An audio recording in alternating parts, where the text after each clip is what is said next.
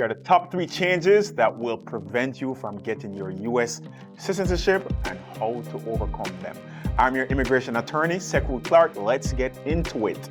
The first one, which is the most recent update, where as of October 20th, they are changing the civics exam on your N400 naturalization test. So the major change is that they're now increasing the amount of questions. First, there used to be 10 questions that you had to do. Now you will have to do 20, right? And instead of getting 6 out of 10, you now have to get 12 out of 20 correct. The second change is that they're now pulling from more questions that you have to do. First, there would be 100 questions that you had to know because they could give you a possible 10. Now there are 128 questions in which you will have to be prepared for, and you have to get 12 out of 20. In addition, they will be increasing the level of difficulty on these civics exams. So that's the number one thing starting October 20th. So if you're applying for your citizenship and you are eligible, you better apply before October 20th. Number 2, they're now bringing back neighborhood checks. So what does that mean?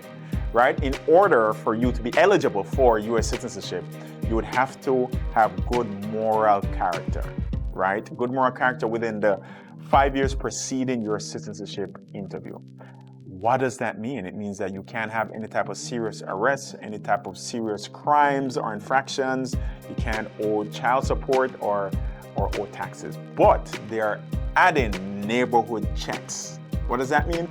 It means that USCIS can go to your neighbor, they can go to your job and ask people if this person is of good moral character. My thing with that is it can be so subjective. Suppose your boss or your coworker or the person sitting next to you in the cubicle hates you, or your neighbor that hates you because you keep on leaving your trash out after trash day, and USCIS go and ask that neighbor, and that is the only thing for them to say that no, this person has not been a good neighbor. Can that prevent you from getting your U.S. citizenship, even though you have no criminal history and you in your world, you have been a good person?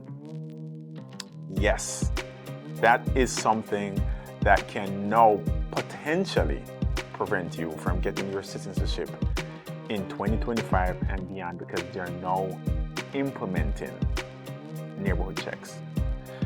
And last but not least, of course, it is fraud and misrepresentations that occur during your green card process. So what is now happening when you now apply for your citizenship? They open your entire immigration file, right? They go all the way back to your visa application that you used to enter the country. They now review everything that took place within your green card application. So whether you were married, and if you had a child outside of that marriage and that wasn't disclosed, anything that occurred during your entire immigration process that leads up to the citizenship application, they are scrutinizing it. They're reopening your entire immigration file. So that's definitely something that they are now using when you're applying for your N400 naturalization. So how can you overcome all this, right? Simply, before you apply for your citizenship, you are prepared. You look at all your documents, you get an immigration attorney who can review and say, this is a good time for you to apply for your citizenship, right? 2, you make sure you're prepared for that civics exam.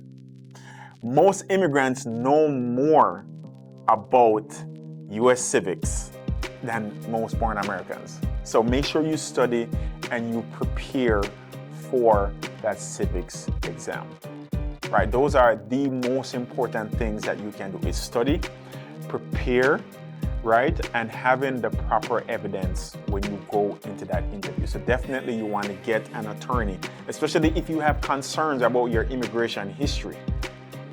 Make sure you have an attorney review it before you go into that interview, right? Because I have had clients who they apply for their citizenship, and because their immigration history did not align, they revoke their green card, denied the citizenship, and now they're in removal proceedings.